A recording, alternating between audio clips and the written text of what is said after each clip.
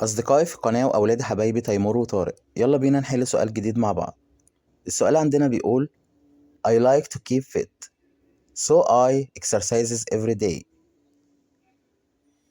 هو هنا بما معناه بيقول أنا حابب إن أنا أكون جسمي متظبط، يعني fit، حلو يعني.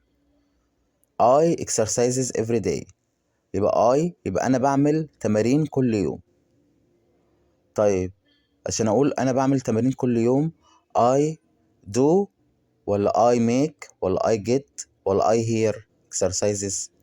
أكيد هو مش هيسمع تمارين، وأكيد هو مش هيحصل على تمارين، وأكيد هو مش هيصنع تمارين، إنما هو هيعمل تمارين كل يوم.